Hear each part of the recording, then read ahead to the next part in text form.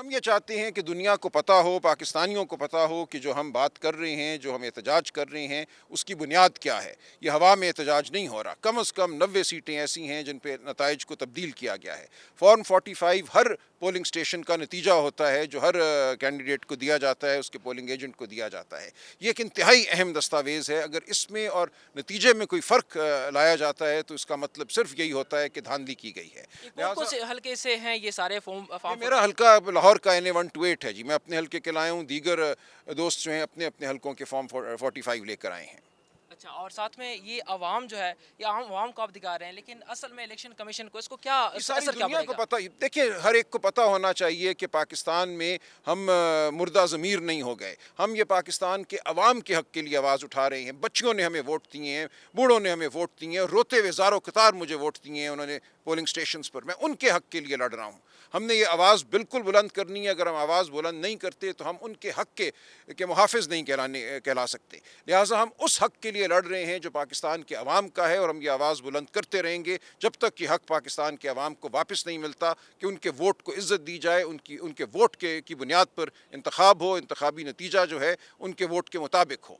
आपको क्या लगता है यहाँ दिखाने के बाद क्या नतीजा जो है वो मुझे नहीं निकलेगा? पता। देखिए, ये इसका तो मेरे पास नहीं है कोई मुकम्मल जवाब, लेकिन बात करना ज़रूरी है, हक़ सच को बयान करना ज़रूरी है। ये नहीं हो सकता कि आप एक जुर्म हो और आप खामोश हो जाएँ। अगर एक जुर्म हुआ है तो आपका मेरा हर एक का फ़र्ज़ है कि उसका इज़हार किया जाए और बताया जाए कि एक मुझे जुर्म हुआ है, और उसका उसका जो नुकसान हुआ है वो पाकिस्तान के अवाम को हुआ है, उनका हक़ छीना गया है। आज आपने देखा, ये लग रहा था हारे हुए कैंडिडेट्स बैठे हुए हैं।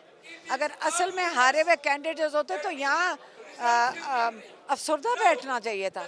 यहाँ तो जश्न हो रहा है, और किस चीज़ का जश्न है? जीत का।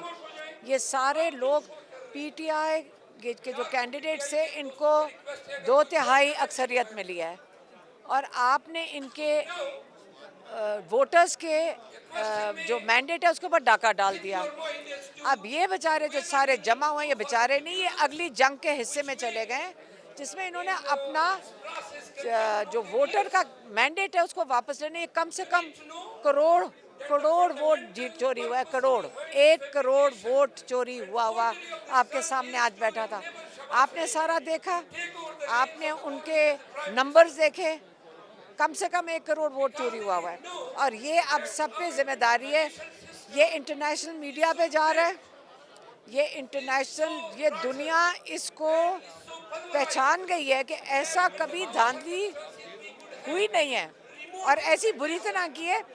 जो धांधली की है वो इतनी मेरे ख्याल में अनाड़ियों की तरह की है कि एक्चुअली धांधली करने जिसने करवाई है ना, उसको पहले तो नौकरी से निकालो सबको, कि धांधली तो सही तरीके से करवाते ना। तो ये वापस आना चाहिए।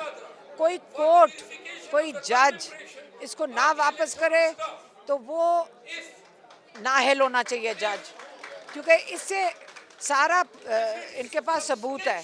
इलेक्शन कमीशन को भी नाअहल हो जाना चाहिए, और जज को भी, जो इनको इनकार करे लोगों के वोट को।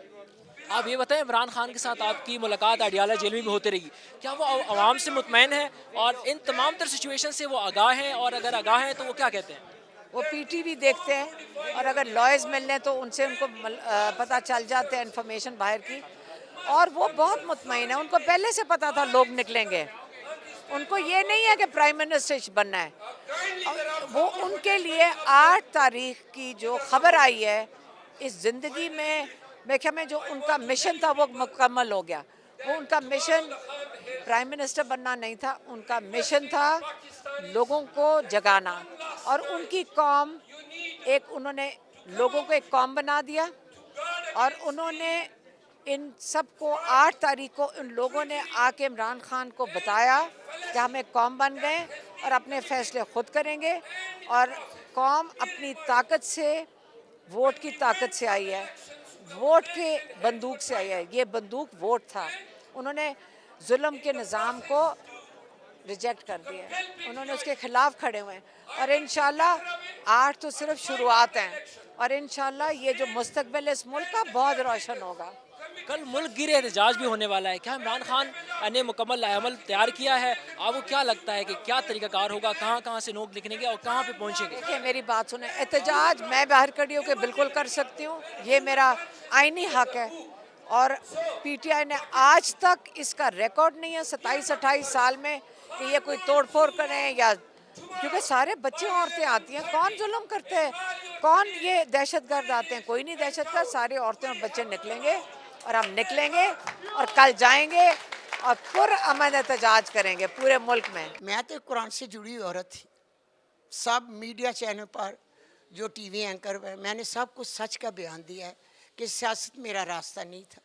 मैं दीन के रास्ते पर थी, मेरे दर्स होते हैं, मैं बच्चियों को दर्स देती हूँ और दीन का सबक सिखाती हूँ। जब मेरे से जुल्म हुए तो मैं तो एक घरेलू खतून थी, 4 दीवारी की इज्जत थी। दीवार फलांग कर, घर को तोड़ कर, चादर मेरी खींची गई, बाल घसीटे गए, पारों पर शीशे मारे गए, बच्चे पता नहीं कहाँ बिखर गए, कहाँ चले गए। गुलशन जब एक माँ का वीरान हो गया तो माँ ने तय कर लिया कि मैंने तर्जमे तफसीर 1000 बार पढ़े। तो मेरे नबी डट सकते थे, मैं अभी उन्हीं की किताब पढ़ी है, मैं क्यों नहीं डट सकती? मेरा जहाद था जुल्म के ख़िलाफ़, सियासत में तल्लक नहीं था, मगर जहाज शहर सियालकोट में था, क्योंकि मैं शहर सियालकोट की हूँ और वोट इमरान खान का है और शहर सियालकोट इमरान खान से मोहब्बत करता है। सियालकोट शहर है इमरान खान का। लाखों बेटे, लाखों बेटियाँ, माओ बहनों ने मेरा साथ दिया। वो इमरान खान की मोहब्बत में वो लोग एक समुंदर बन गए। और हर सहाफ़ी ने मुझे आकर कहा, माँ आप 90% है, ख्वाजा असद 10% है। तमाम सर्वे वाले लोग जानते हैं, तमाम टीवी एंकर जानते हैं कि माँ की कितनी लीड थी। वोट इमरान खान का था। कुछ ऐसे गैरतमंद नबी के लोग भी थे, ख्वाजा असद जो नून के भी थे, उन्होंने आपके साथ धोखा किया, माँ की अजीम अस्की के साथ खड़े हो गए। जितने मेरे पास 45 फार्म है, एक हल्का भी नहीं आप जीते हुए। जो आपका और मेरा 22 इलाका कश्मीरी मोहल्ला लोगों ने मेरा साथ दिया। 770 से मैंने आपको लीड से दी। शर्म करो, अपने मोहल्ले से आपको हार हुई है, वो मेरा भी मोहल्ला था। गैरतमंद लोग माँ के साथ खड़े थे। दूसरे जो आपका छावनी कैंट में घर है, वहाँ से भी आपको शिकस्त हुई।